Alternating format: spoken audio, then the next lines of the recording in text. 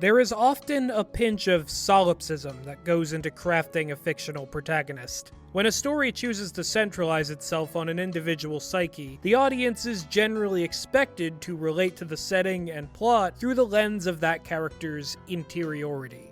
The farther we stray from this central perspective, the more ambiguous, and debatably, the less important elements of the text become. They don't call it main character syndrome for nothing. It goes without saying that not every story is going to focus on a singular protagonist, but in those that do, there is usually a moment of transcendent revelation, where the audience realizes who the character is truly meant to be at the same time they do.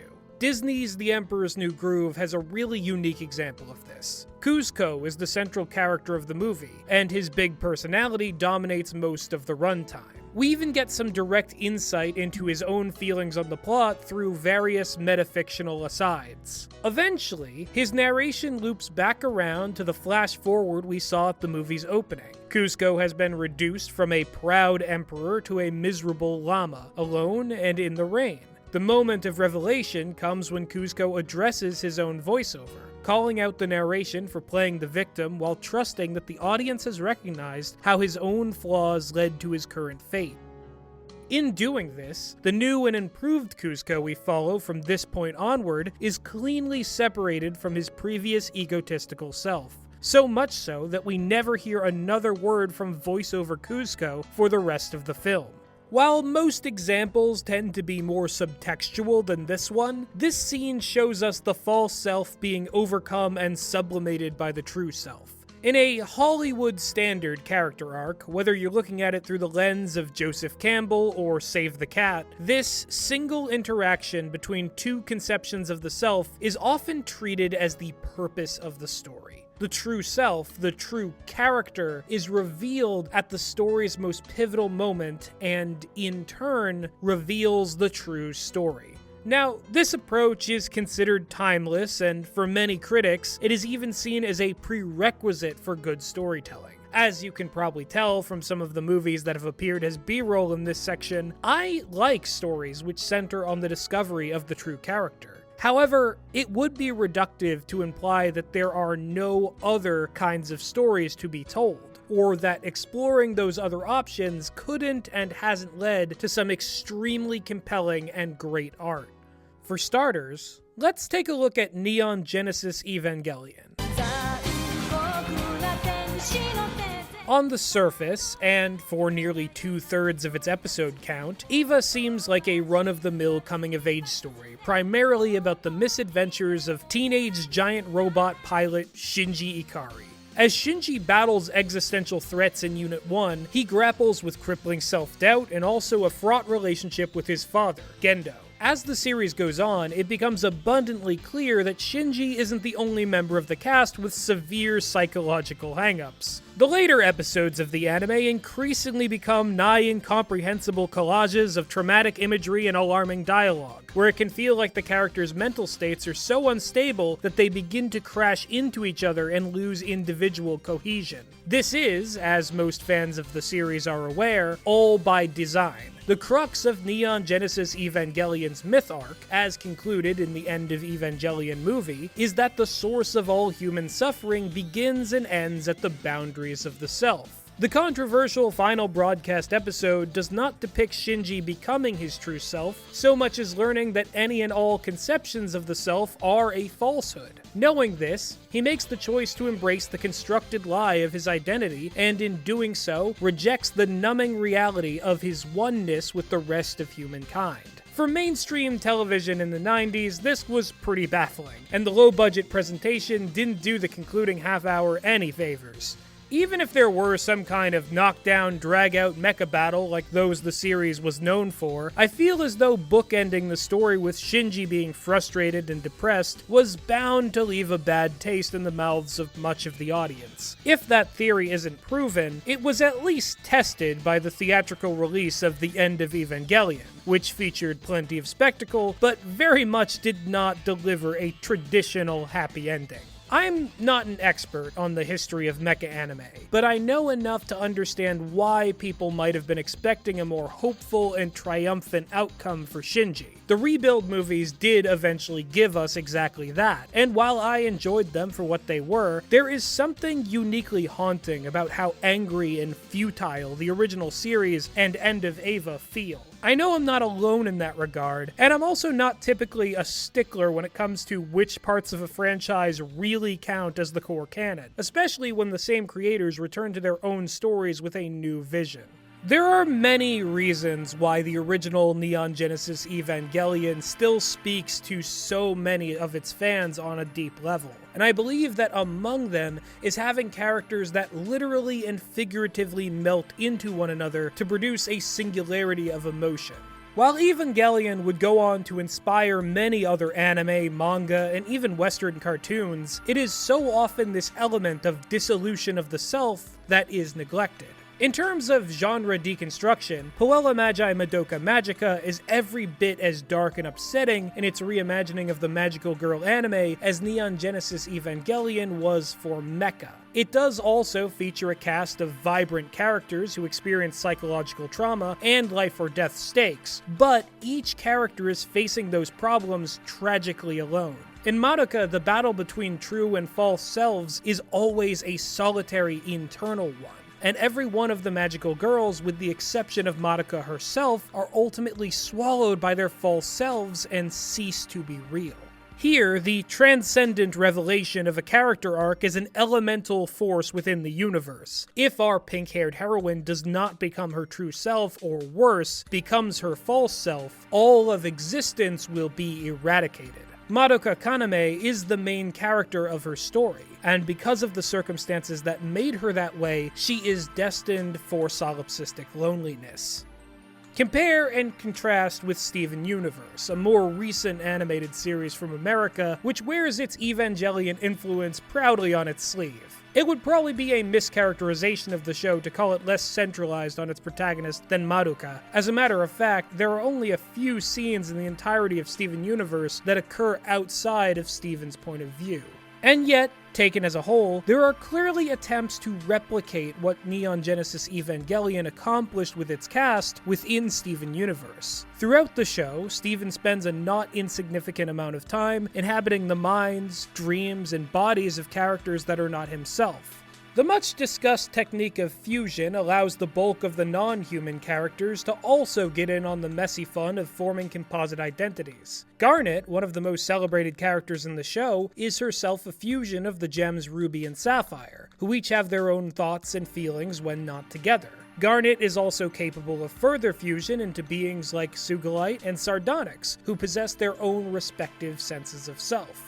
Though the idea of the false self is addressed by the text mainly through Steven's complicated relationship with his late gem mother, Rose Quartz, and her mysterious creator, Pink Diamond, the conclusion the show seems to come to is that the self is an expression of something more fluid and more contextual than a mere true-false binary. Self-identity in Steven Universe is equal parts construction and reflection, something that each of us has agency over but may take several entire lifetimes to completely figure out. While Garnet, Amethyst, Pearl, and Steven all arrive at their most authentic selves by the end of the main storyline, their greatest obstacle in finding peace is an external battle with an oppressive authority, the Diamond Authority, which sought to stratify all gems under their power into rigid, predetermined roles, mass-producing self-identities which are as true as they are pure. It is the self as defined not by freedom of choice, but by use case. When you look at Steven Universe's other biggest anime influence besides Evangelion, it isn't hard to find the roots that these ideas sprouted from. Revolutionary girl Utena gave us the tragic figure of the Rose Bride, Anthy Himamiya. The sole purpose for Anthy's existence is to serve as a vessel for the power and desires of others. She has been designated a ceremonial prize, handed to any prince who can best their rivals in the ritualized sword fights of the Otori Academy Rose Duels. Within her does not exist a true or a false self. Rather, the archetypal identity of the Rose Bride is portrayed as Anthy's only self. She and the role others have created for her are one and the same. It's not until the very ending of Revolutionary Girl Utena that we can start to even fathom who this girl might be if there was no one around to perceive her as the Rose Bride. Anthy can otherwise be understood as a puppet being forced to masquerade as a human being. And she is successful in this deception only because the people around her are more comfortable when she acts according to the ideals they've projected onto her. Circling back to Evangelion, does that description of Anthy Himamiya not also cleanly map onto the stoic character of Rei Ayanami? More so than even Shinji, Rei would seem to be the poster children for the anime's idea of the self being an illusory gestalt of outside influence. She does have boundaries of the self, the same as any other human being, and is capable of rational decision-making to a much greater degree than her sister series counterpart, the Rose Bride. But beneath her sane exterior is an essential void of meaning. Rei Ayanami is not human, and she does not comprehend or value human emotion. Her nature is not entirely plastic, otherwise the sinister Gendo might have had an easier time molding her into a replacement for his wife Yui, if that ever was his intent. My interpretation of their relationship would be that Gendo was able to understand early on that Rei would never be the person he lost, but might have utility in the arduous process of reviving her. It is for this reason Gendo only offered as much affection as was needed to make Rei compliant, just as he did for his own son. It would be easy to paint Rei as a victim of others without any real agency over her choices, and while she is certainly mistreated, she is, for the most part, more logical and in control of herself than her peers Shinji and Asuka. As far as teenagers go, Rei is relatively mature, and in her social interactions, she can even come across as normal, if a bit closed off. Rei does have free will insofar as any of us do. What she doesn't have is a reason to value it. The Rei we meet in episode 1 has already come to terms with the notion that her physical body is both temporary and expendable, which leaves the maintenance of her mind as her only real concern. Of course she would retreat into the routine of playing the perfect soldier, as the discipline that comes with that role provides structure to the abnormal and inevitably painful truth behind her existence. Rei identifies with being an Eva pilot for largely the same reason that the other children do, and it's not as if Shinji or Asuka have that much more say in the matter than she does. The only real difference is that if Rei tried to abandon her responsibilities the way Shinji and Asuka have, she knows for a fact that she'd only be displacing those discarded problems onto someone else exactly like her.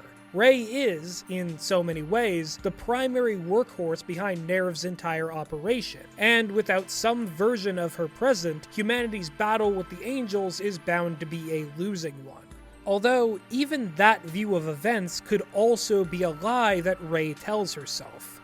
After all, Rei Ayanami is not human. Within her soul lies a sleeping god, an intelligent life form completely removed from the shared conditions of the people she knows. An angel of death that wants nothing more than to eliminate all humans from the face of the earth. No matter how she chooses to dress it up, and no matter how much she wishes to be human, there is a part of Rei that she is terrified of. An unknowable alien darkness that only the brightness of rationality can keep at bay, and only for so long.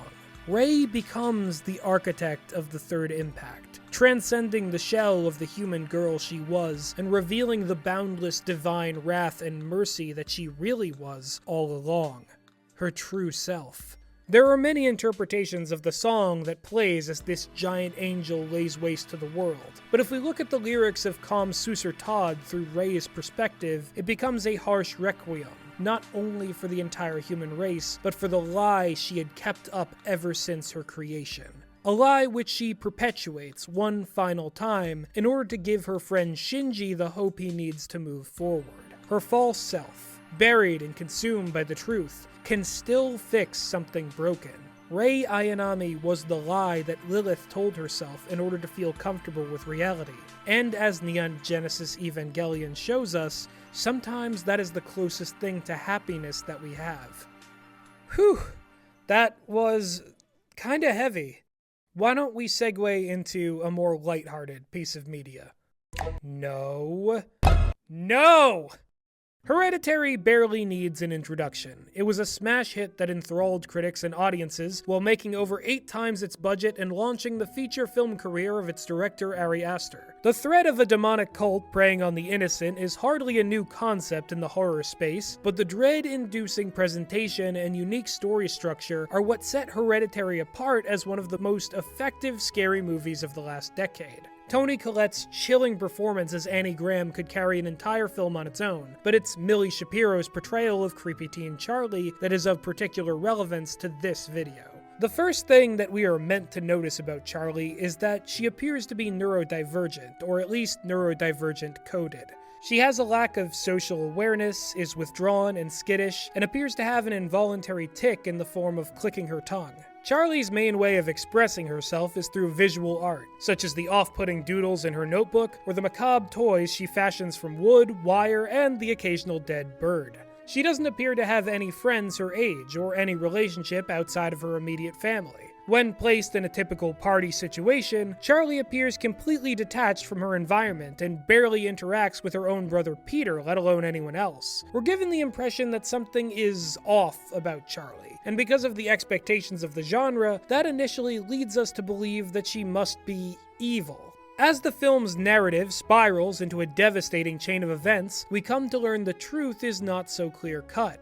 The cult that has been menacing the family throughout the film is revealed to have tampered with the soul of Annie's second-born child, Charlie, through the sinister designs of Annie's mother, Ellen. We are shown instances throughout the film of the cult's supernatural ability to release souls from their original bodies, and we are given additional context through dialogue that Ellen once attempted to implant another soul into her own son.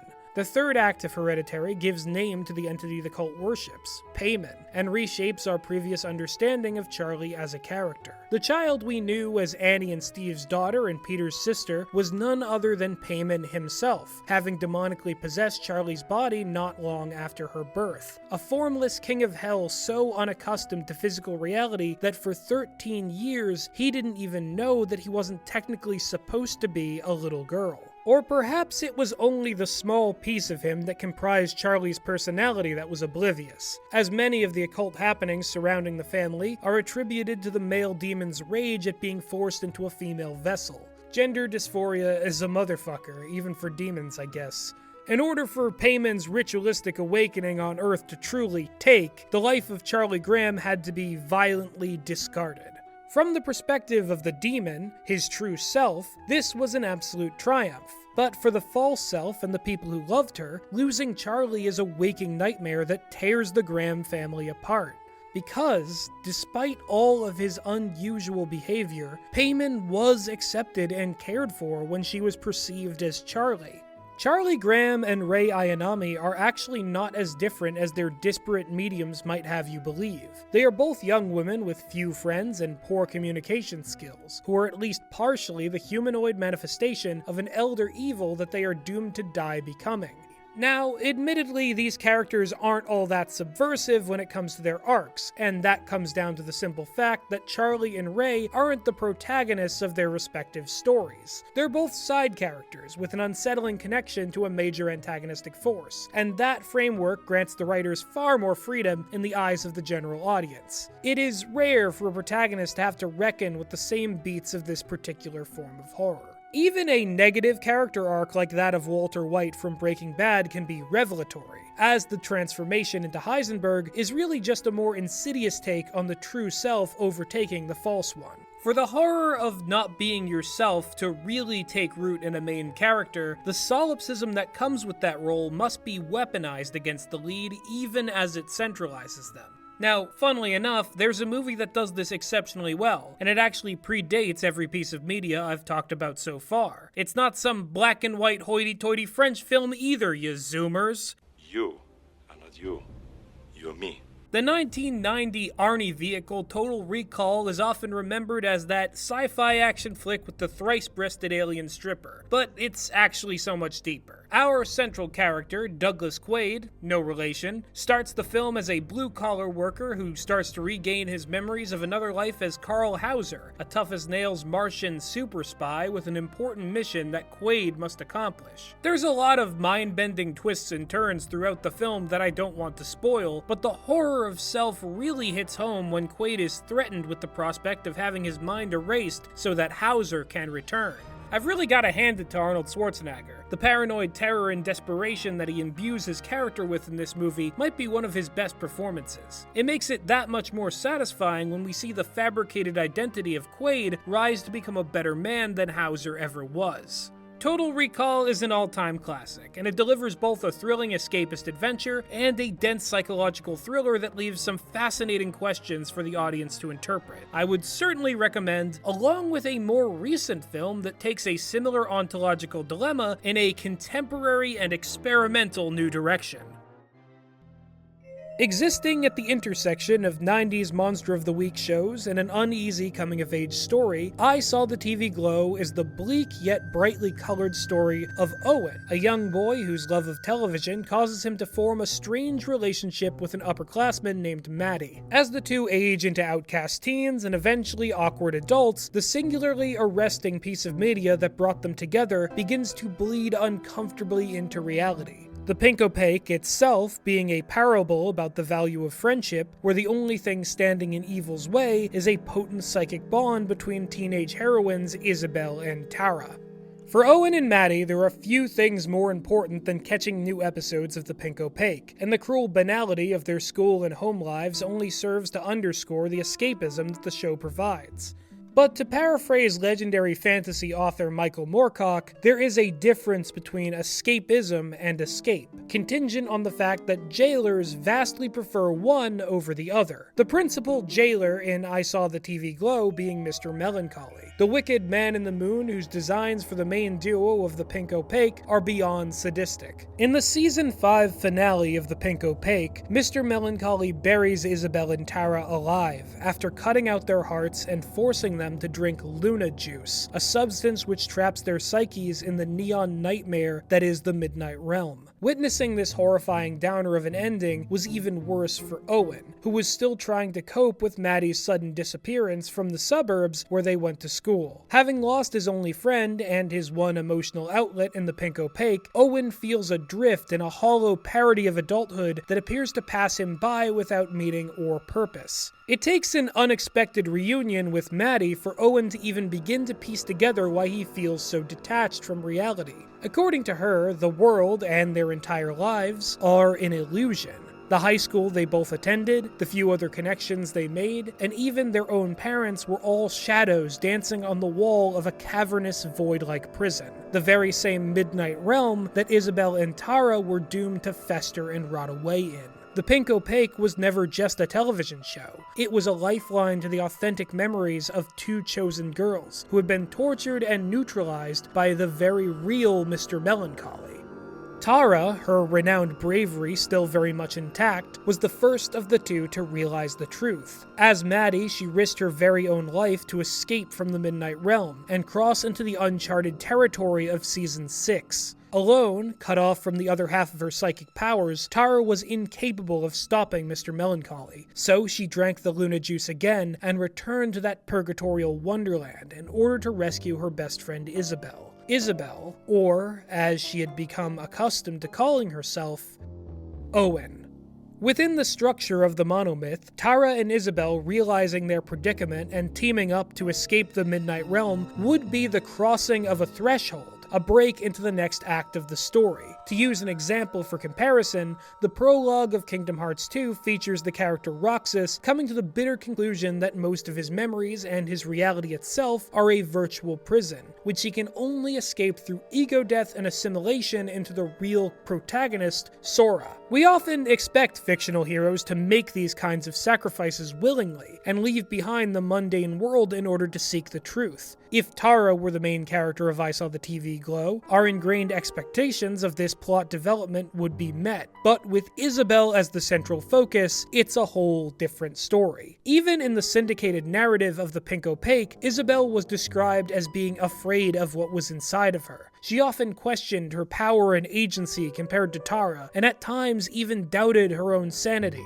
All of Isabel's fears of being inadequate are embodied in Owen, though he believes that these are his own anxieties, and that his only relation to Isabel is as the audience on the other side of a television screen. What Owen isn't willing to admit is that his own memories and the reality he occupies do not align with this notion. There are several moments throughout the film where the world around Void High School, VHS, doesn't hold up to scrutiny. References to the mythology of the Pink Opaque appear in improbable places, and time seems to accelerate forward at random, leaving Owen and Maddie with barely a chance to breathe. And then there's Isabel's magic dress, the very first image that captured Owen's fascination as a child and got him into the Pink Opaque. During one of his teenage sleepovers with Maddie, Owen tried on a very similar dress, which implies a deeper connection to Isabel, to say the least. Regardless of Maddie's warnings, Owen refuses to accept any of these observations, dismissing all his personal struggles as the result of a vague suburban malaise. He sleepwalks through life,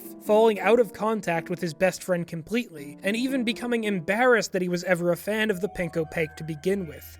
The final stretch of the runtime presents us with an Owen who has aged rapidly, has difficulty breathing, and suffers a heart-wrenching meltdown at his soul-crushing dead-end job. There are sadly a great many people who might see themselves in Owen's compromised state, but I'm sure very few of them would call it aspirational. He's certainly not the typical male lead that Hollywood has bought and sold for generations, and that much is completely intentional. In an interview with Polygon, Jane Schunbrand described Owen as a character who doesn't so much grow as he decays. In the Campbellian sense, Owen is a failure of a protagonist who was never able to complete the mythic trials required to become his true self. And that is because, for his entire life, Owen was looking for answers everywhere but within. If we believe that Maddie, Tara, was right about everything to do with the Midnight Realm, then it was Isabel's fatal flaw that doomed them both. After literally and figuratively being buried alive, her lack of introspection and confidence turned into a passive acceptance of her false self. She is, and may forever be, a dormant vector of authenticity inside of Owen. She is the heart that he lacks. Isabel is Owen's true self, but the movie ends before she can emerge. Instead of a transcendent revelation, there is only a subduing degradation.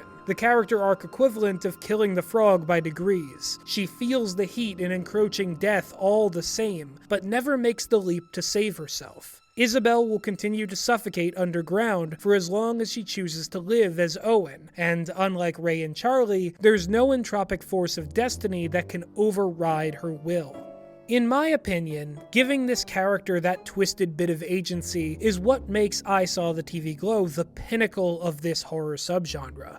The only thing that is scarier than lacking any sense of self in the first place is the idea of choosing to live a lie out because you're afraid of who you really are. That being said, I feel the need to clarify something about my reading of I Saw the TV Glow, because there's an obvious interpretation of this movie's themes that shouldn't be ignored. Jane Schunbrand is both trans-feminine and non-binary, and they've spoken about how their own personal experiences with transitioning were explored in I Saw the TV Glow. When you go into the movie with that bit of context, the tension over whether Isabel will wake up and realize who she is becomes much more of a weighted issue. Frankly, it's hard to miss that there could be a trans allegory in this movie, even while knowing nothing about the director. Now, some vocal detractors of the film on social media have claimed not to have understood the trans subtext, and have taken the stance that I Saw the TV Glow therefore failed to convey its overall theme. Many of those who share this opinion happen to identify as trans themselves. I myself am not trans, nor did I include I Saw the TV Glow in this essay solely because it was a trans story. Moreover, I do think that to diminish this film to a binary of whether or not it spoke to the presumed trans audience member's exact experience is reductive and does a disservice to art criticism itself. If a cis person, regardless of gender, can relate to the emotional and spiritual stagnation of Owen and recognize within themselves the means to change for the better, why should they be denied that insight? I'm not here to doubt the director's own creative vision. Jane made the film they wanted to, and the sincerity of that goal comes through in the final release. It's worth pointing out as well that trans people should be able to see themselves in any media they personally believe has substantial evidence for a queer reading. See Nyx Fears' video on Hereditary, where she lays out a really convincing case for the trans allegory in that movie.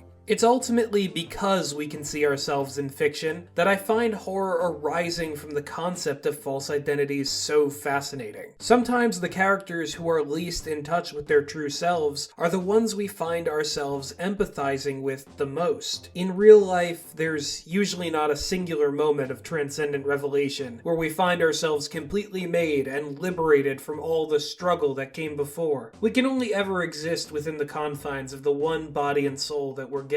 And though both are subject to change, without learning about the self-perceptions of others, we'll never be able to shake away the solipsism that comes with being the center of our own universe. But, fortunately for all of us, there is still time.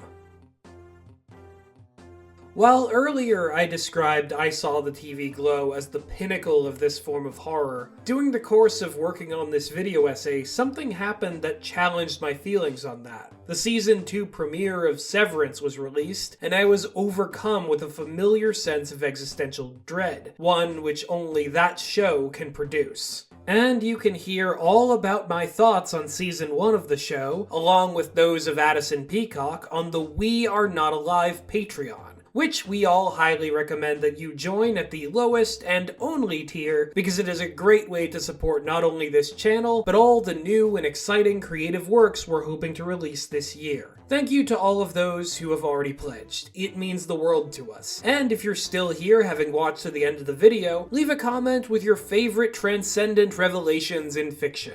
This has been a long overdue We Are Not Alive video essay, and I promise we'll be doing more of these alongside our usual comedic content.